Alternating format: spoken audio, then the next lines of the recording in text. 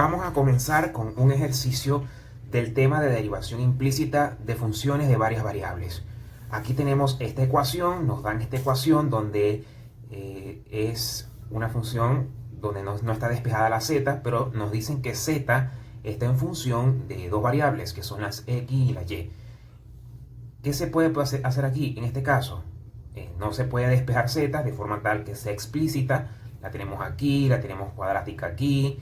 No se puede despejar. Lo ideal, derivación implícita.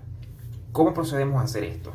En primer lugar, nos piden, cuando nos dicen derivación implícita, siempre nos van a pedir dos cosas.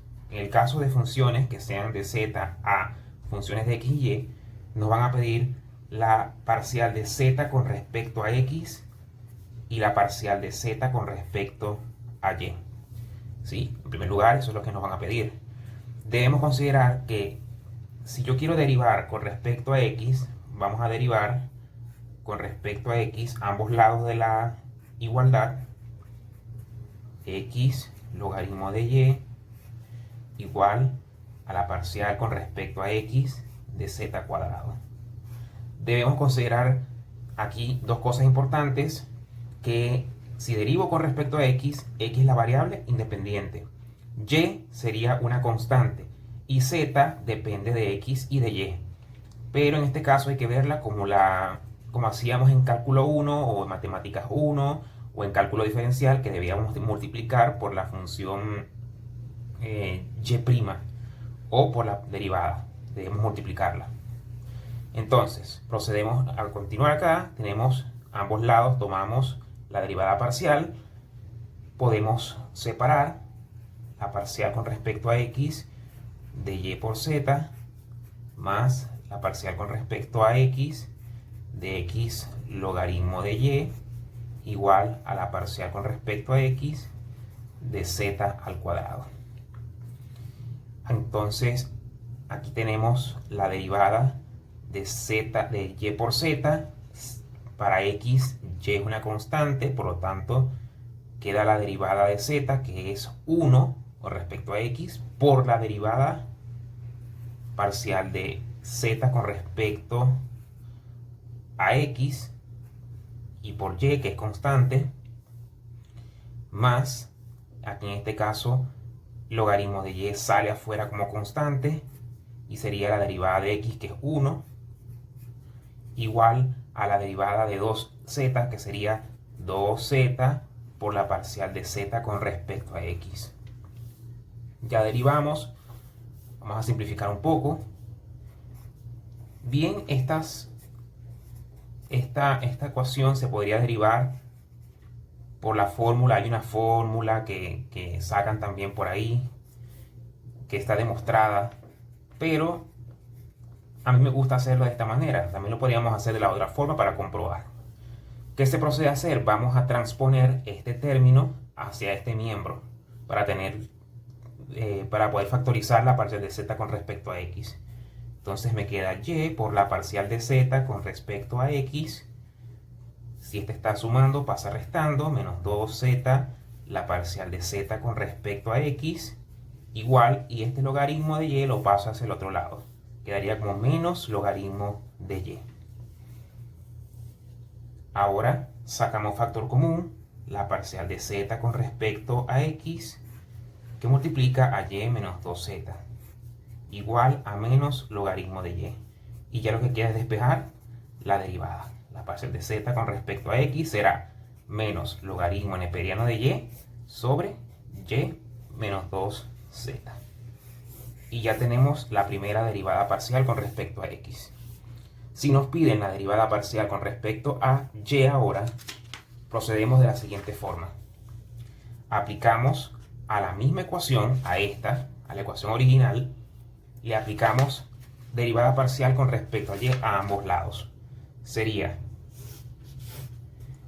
la derivada parcial con respecto a y de y por z más x logaritmo de y igual a la parcial con respecto a y de z cuadrado. Aquí debemos considerar que ahora la x es una constante, la y es mi variable independiente y mi z depende de x y de y. Por lo tanto, cuando derive a la z, debo multiplicarla por la derivada parcial con respecto a y. ¿Estamos de acuerdo? Procedemos.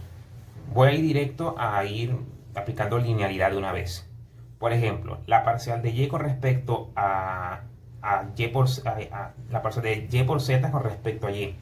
Tenemos que y es la variable independiente y z depende de x de y. Por lo tanto, debemos aplicar la derivada de un producto, porque son dos funciones que dependen de y.